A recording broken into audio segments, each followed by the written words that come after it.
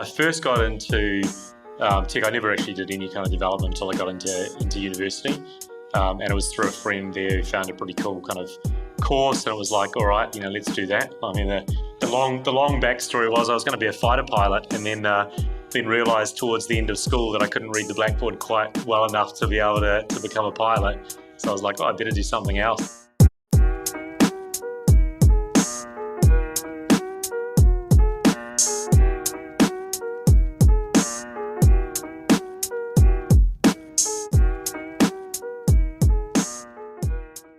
Kia ora, welcome everyone. Today we are having a chat with Russ Bennett, General Manager at Plexure, about the current state of play at Plexure, as well as some of the key challenges that he and the team are starting to face. Russ, thanks for taking the time. And first things first, can we get a bit of an intro as to who you are, how long you've been at Plexure, and the role that you're currently doing at the moment? I've been at Plexure now for about 6 months, so it's been a bit of a new experience.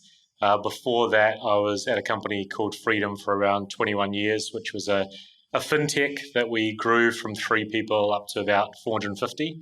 So it's been kind of a bit of a journey there. Took a little bit of time off, and now moved here to Plexure, and kind of excited about, I guess, doing the same thing, here, and actually growing the business to something pretty massive as well.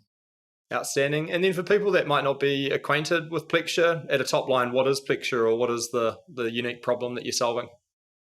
Yeah, cool. So I think what is Plexure has probably changed in the 6 months that I've been here.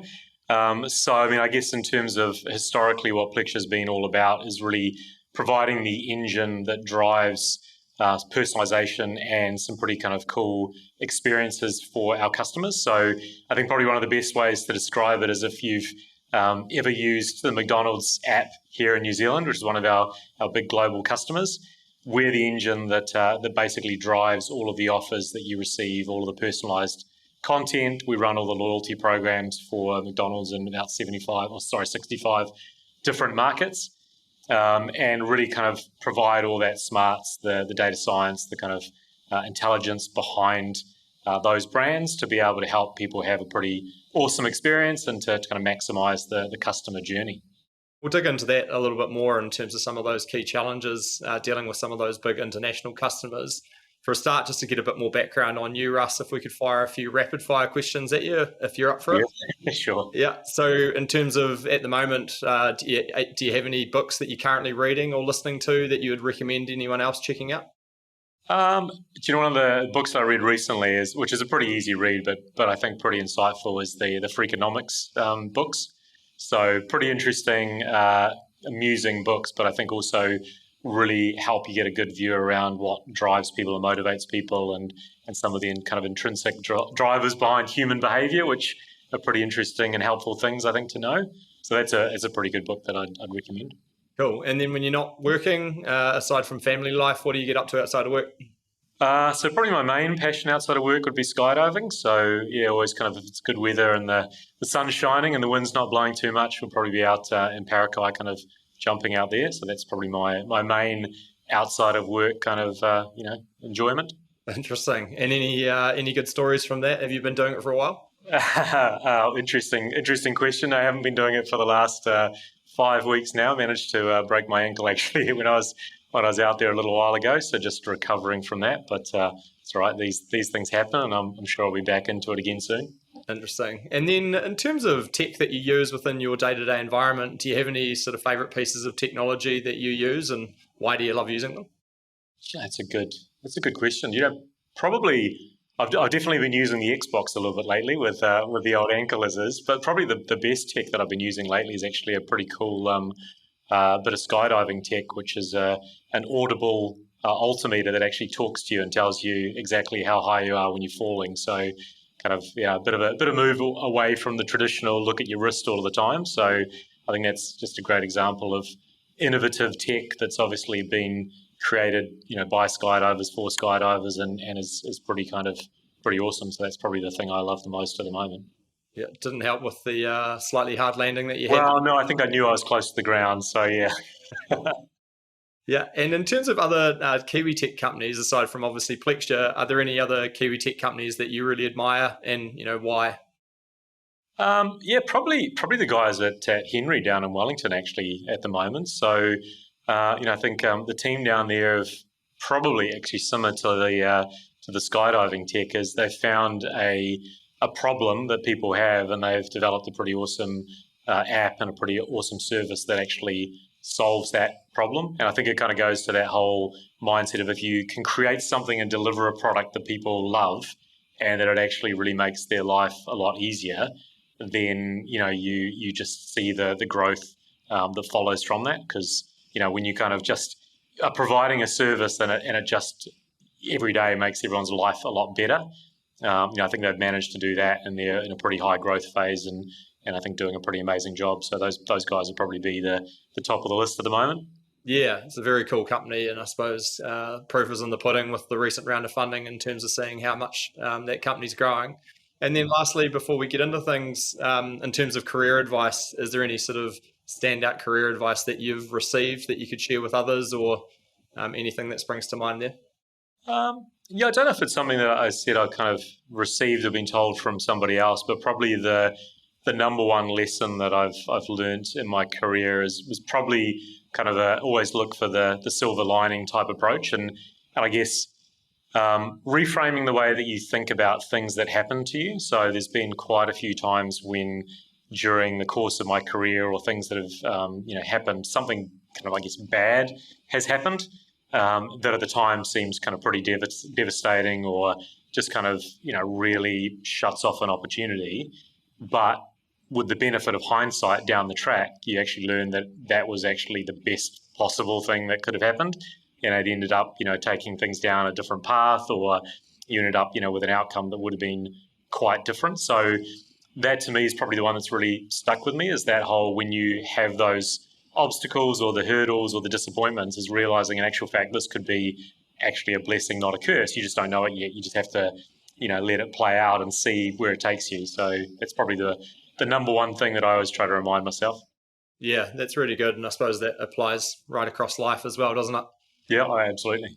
Yeah, and so in terms of the current state of play at Plexure, you mentioned you've been there for 6 months now, and a lot has happened in that time. Can you maybe give us a quick current state of play as to what has happened over the last 6 months, and some of the things that you guys are currently focusing on at the moment?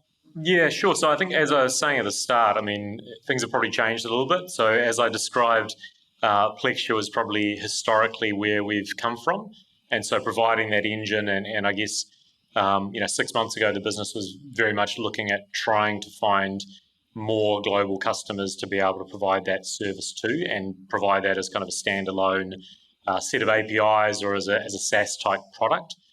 What changed kind of in October is that we acquired a pretty awesome Australian business called Task. And what Task do is they provide all of the actual capabilities that empower restaurants and fast food places and casinos and kind of these stadiums, with providing the technology that actually manages all the transactions. So everything from the online ordering, the mobile apps that do the order and pay, those kind of cool QR codes that you can scan at your table, in the restaurant to get access to the online menu. And then they do all the kiosks, the digital signage, the point of sale, the kitchen management systems. So if you take that piece of what Task was doing and you marry into it what Plexure was doing with all of the personalizations and the incentives to get people into the store, the really exciting thing right now is that we actually have that entire ecosystem.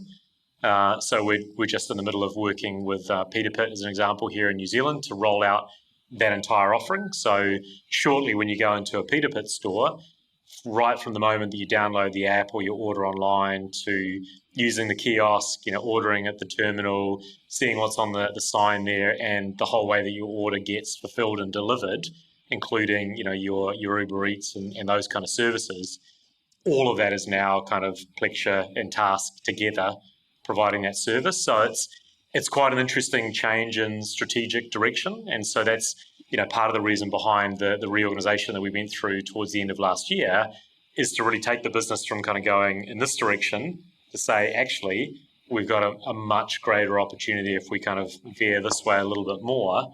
And hopefully you can kind of see with that whole end-to-end solution, it's pretty exciting in terms of the kind of customers that we can provide that to, and even who we provide that to today. So the Spark Arenas and the Sky Cities and the Sydney Cricket Ground. These guys are all customers of Task and Plexure now, providing that service.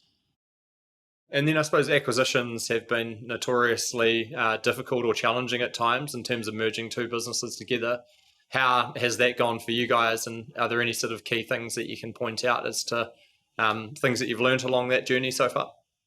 Yeah, I think the really nice thing about the Task acquisition has been that, unlike those acquisitions where there's a lot of overlap and a lot of, when competitors acquire one or other, you often have that kind of whole, these guys have got a finance team, we've got a finance team, how do we kind of, merge that together, or we're using this tech to do the same thing as they are. I think the really exciting thing about the Task merger is that it is very much just a complementary solution.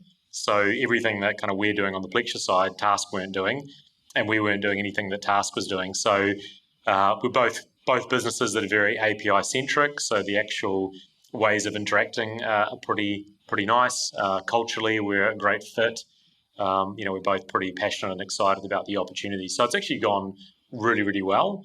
The only thing that's probably been a little bit of a headache has obviously been our current or our newly changed lockdown situation, which meant that we were planning on sending a whole heap of people across to Sydney, back in January to spend some time together and kind of get into technical stacks and get kind of right into the architecture, and that's obviously been a little bit delayed. So I think it's been the only challenge is doing all of this in a kind of lockdown, isolated situation. Normally, you'd get everybody in a room together and go out for some beers and actually kind of get to know each other, whereas it's been a lot more, I guess, Teams meetings and those kinds of things, which has been a challenge, but it's also been life, I guess, for all of us for the last couple of years, right? Lots talked about in terms of remote work and how organisations can better manage that effectively. I suppose remote acquisition, in terms of how you guys have managed that. Have you found any interesting tools or things that you've used to help create that culture or shared culture between the two teams? There's obviously all of your standard things that people try to do, whether it's your kind of Zoom Friday quiz things, and try to kind of create a little bit of that atmosphere. We were probably lucky. Our new CEO Dan probably not quite so lucky in that he was actually here in New Zealand to kind of lead the acquisition and got stuck here in a hotel for about 5 months. So we at least had him on the ground to be able to work through a number of things. But yeah, we're really looking forward to the opportunity to just spend some more time with the broader team. And you can get to know people somewhat on a screen, but I've always been a big believer that you don't really kind of get to know people and build those relationships until you can, get around the dinner table and go out for a few drinks and actually just, get to know people as people. So. And then you've got an engineering background yourself, Russ, in terms of, your business as it stands today. There must be some fairly unique engineering challenges that you've had to tackle given, the volume and the customers that you're working with. What is sort of one or two of those really big key engineering challenges that you've had to sort of deal with over the time that you've been there? Yeah, so I think it's definitely the scale at which we operate. I mean, one of the exciting things about Plexure is that we are very much kind of leading, technology in terms of, we're multi-cloud platform. We're kind of pushing the boundaries of a lot of, what's being provided by Azure or by AWS. So I think that's probably one of the challenges that we've had is, the scale at which we operate. I mean, I think we were something like over 120 billion API calls that we processed last year. And so that kind of really pushed the limits of some of the capabilities of some of the cloud providers. So, we had a few challenges there that we had to work through, particularly as we were supporting McDonald's through kind of the December period, which is when all of their activity ramps up around kind of Advent, as they call it. And you've got all those kind of Christmas time offers and deals. And, we just saw some massive spikes in traffic activity driven by, a country like the Netherlands all of a sudden doing a promotion, where everyone logs into the app at 12 o'clock, right? And so just all the demand that we saw, means that we're having to manage kind of quite, bursty traffic. So that's been quite interesting. And so I think that's probably been the biggest challenge we've had is just managing the scale that we're dealing with, right? So previously, I've had a lot of discussions with people around big data. Everyone was excited about big data, and back at Freedom, we used to talk about that, but we didn't really have big amounts of data. Whereas at Plexure, we have big data, right? So it's definitely operating at a scale and pace that's pretty exciting, and it's great because it opens up a lot of opportunities for our engineers to actually get involved in some of the latest technology and spend time, talking directly with the guys at AWS or Microsoft around how best to deploy and utilize their technology. That's really interesting, and I suppose testing the outer limits of some of those cloud providers, that in itself must be quite unique for a New Zealand company, or even there wouldn't be too many global companies that would be making that many API calls a year, would there? No, I don't think so. I think we definitely operate at a scale that kind of sets us apart, definitely in the New Zealand market. And I think because of the fact that even though we're the Kiwi company, we are supporting, as I say, McDonald's around the world, right? So that's huge volumes of traffic. So yeah, it's definitely interesting. It's definitely kind of pretty cool to just know how much stuff is whirring away in the background, every day that we're doing things, and then being able to continue to build and enhance and deliver more capabilities. And now, obviously, with Task in the mix as well, we're all pretty excited about what the future looks like. That's cool. And then for you, Russ, you've gone from being a CTO to a GM. How has that transition been for you? What's been the differences, like the things you miss about being a CTO?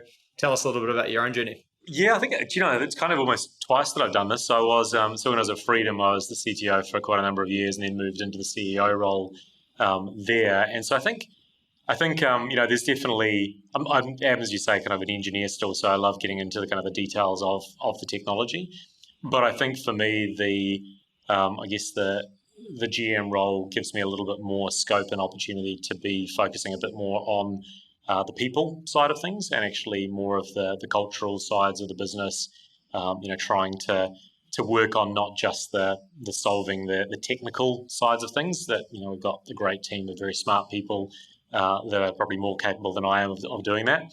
But to be able to focus more on actually what makes Plexure a kind of an amazing place to work, and what kind of motivates people to get up on a Monday and actually either drag themselves to wherever their laptop is, or come into the office, whatever it might be.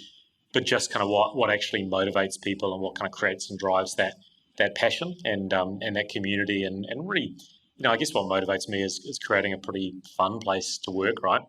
At the end of the day, we all want to be able to do something that's pretty cool, but to do it in a way that you actually kind of feel like you're doing it with a group of mates, as opposed to doing it as a number in a large kind of organization. That's probably the change, and what excites me the most about kind of the broader remit is being able to actually be much more focused on kind of the business growth and the people elements. And then I suppose on those people elements and making it a fun place to work so that people are really excited about that, what are like a couple of the things unique to Plexure that you would say that your culture brings and sort of gets people motivated and excited to be turning up? Yeah, so we've got a couple of kind of pretty cool, just internal, I guess, hospitality, benefits and things that we do for people that are designed around kind of just providing people that opportunity to, take their partner out for dinner and do some things, which is kind of just a nice thing and a nice way, I think, to be able to, actually give a little bit something back to the spouses and partners and family members of the people that are working hard here. There's been a bit of a change maybe in the last little while at Plexure. We've obviously gone through a little bit of a change recently, but I think there's a renewed kind of excitement around where we're going, and we've got a whole heap of initiatives that we're working on as to how we kind of support people to grow in their careers, and ultimately we want people that want to be part of Plexure for a long time, and can move through roles and experiences and do more and learn more, all as part of the same business. Interesting. And then for you personally, Russ, if you're rewinding back the tape, how did you first get into engineering or get into tech yourself? Can you remember what that spark was originally? Yeah, it was a long time ago, actually. So I think I first got into tech. I never actually did any kind of development until I got into university, and it was through a friend there who found a pretty cool kind of course, and it was like, all right, let's do that. I mean, the long backstory was I was going to be a fighter pilot, and then realised towards the end of school that I couldn't read the blackboard quite well enough to be able to become a pilot. So I was like, oh, I better do something else. So I kind of got into the tech side of things, got into the consulting side of that. So started at Deloitte, Deloitte Consulting, which gave that background of being able to understand the technology and do things in kind of, I guess it was emerging e-business at that point in time, but also to be able to actually work with customers and partner with people. I think that's probably been the thing that always drove me along the way. It's nice to be able to get in and solve the problems, but until you can actually understand who you're solving the problem for and actually spend time with the customers and understand kind of what their needs are, and then come up with a pretty cool way of being able to solve it. That's I think where I always found was the most enjoyable piece, was actually seeing your solutions provide value to an end user. Interesting. So that's kind of, I guess, my kind of start into the engineering journey. Yeah, and then I suppose for people, I mean, New Zealand's obviously got a really thriving technology ecosystem, but we need a lot more people to come and join it. For you, if you're thinking about other people outside of the industry, and talking specifically to them, why would you say now is such an exciting time to be involved in the New Zealand tech ecosystem? Yeah, it's a good question. It's definitely better than when I started. So in the early days when we started a, I guess, what was a cloud solution before cloud back then, and we had to ask people who would contact us and want our system whether they had the internet. So that was kind of early days. I think now the fact that everyone's got that is pretty cool.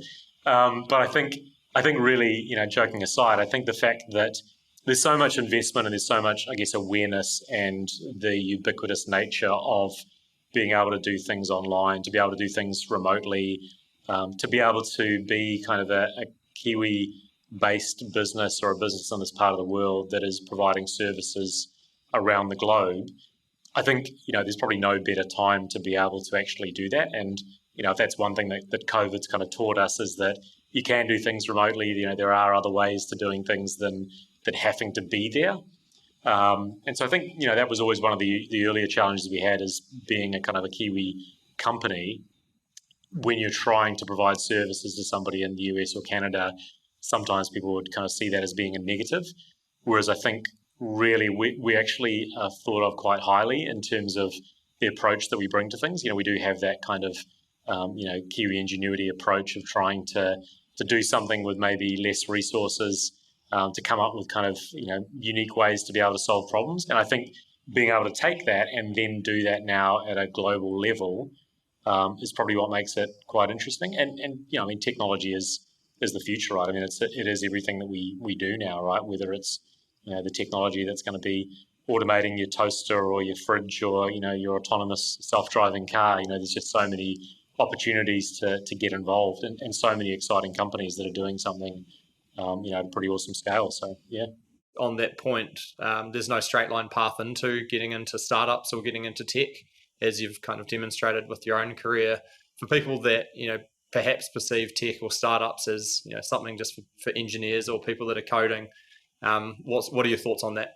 Oh, absolutely not. Sometimes coders are the worst at, no offense coders, but, we're the worst at doing a lot of these pieces, right? You need people that got all sorts of skills, right? People that, whether they're UX designers, business analysts, you need people that can actually really talk to a customer, and build that relationship and be able to kind of understand how to explain the technology, So I think there's all sorts of people that make kind of a good tech companies, team, right? So I think, yeah, definitely. I mean, I'm thinking of some of the great lawyers that I've worked with, over the years that have got zero technical background whatsoever.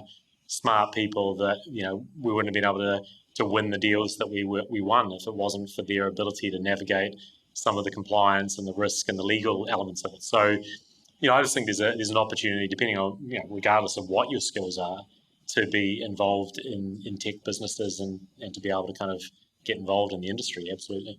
Yeah, that's a great answer. And then finally, before we let you get back to your day, Russ, in terms of Plexure specifically, why do you think now is such an exciting time to join your team or your business? Look, I think the thing about Plexure that's pretty cool is we have a solid base in terms of the business, the customers that we're dealing with, but the opportunity that we have now, when we look back, I know in a few years' time, we'll be that household name in terms of providing the services, and it's just going to be great to be able to give people the opportunity to be able to kind of be chatting to somebody at the barbecue, and when they say where do you work, to be able to say I work for Plexure and this is what we do, or this is the customer that you would have used us without even knowing, right? Even now, I'm sure that most people watching this will have used the McDonald's app and made a purchase, and if you've done that, you've used Plexure, right? So to be part of something where our trajectory and where we're going to end up is pretty exciting. So I think it's a great opportunity to join the team. We've got great people, and we've got a pretty bright future ahead of us. So I'm definitely pretty excited about what we're doing here. Well, we really appreciate you taking the time to connect and have a chat today, Russ. Hopefully that leg is on the mend and you can be back up and the plane's jumping out of them soon enough. So fingers crossed. Appreciate your time, and we look forward to hearing more from you in the future. Yeah, awesome, mate. Thank you very much.